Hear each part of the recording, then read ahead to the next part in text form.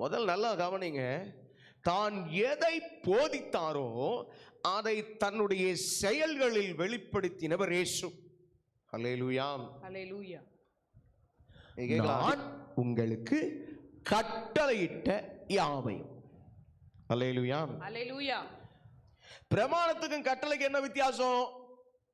பிரமாணத்துக்கும் கட்டளைக்கு என்ன வித்தியாசம் அப்படின்னு கவனிச்சீங்கன்னா, பிரமாணம் என்பது இதை இந்தந்த முறைகளில் நீ செய்திருக்க வேண்டும் என்கிறதை குறிக்கிறது.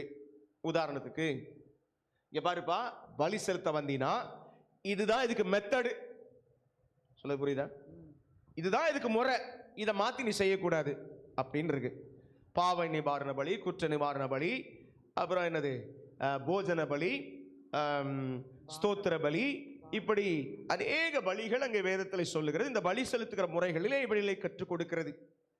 இவைகளில் பல விஷயங்கள், இது என்னுடைய மாறாத பிரமாணம். நீங்க லேவியராகம புஸ்தகத்திலையும் யாத்திராகமத்திலையும் நீங்க இதை வாசிக்கலாம். இது என்னுடைய மாறான பிரமாணமா இருக்கிறது அப்படின்னு ஆண்டவர் சொல்றத பார்க்கிறோம். அல்லேலூயா, அல்லேலூயா. இப்போ கட்டளை அப்படின்னா என்ன? 10 கட்டளைகள். பழைய ஏற்பாட்டில் என்னது? 10 கட்டளைகள்.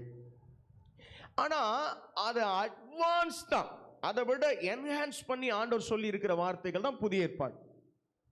பழைய ஏற்பாட்டில் ஒன்றை நம்முடைய கைகளினால், நம்முடைய சரீரத்தினால் செய்துவிட்டால் பாவம். புதிய ஏற்பாட்டில் அதை செய்ய எனக்குள் நினைவு வந்தாலே பாவம். இதுதான் பழைய ஏற்பாட்டுக்கும் புதிய ஏற்பாட்டுக்கும் வித்தியாசமாக இருக்கிற கட்டளை. அல்லேலூயா, அல்லேலூயா.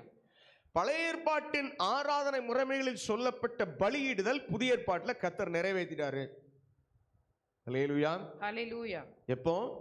புதிய உடன்படிக்கை என் இரத்தத்தினால் ஆகிய புதிய உடன்படிக்கை என்று வரும்பொழுது நிறைவேறிவிட்டது. ஆமென், ஆமென்.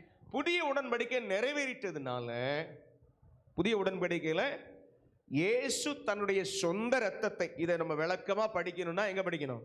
எபிரேயர் புஸ்தகத்தை படிக்கணும்.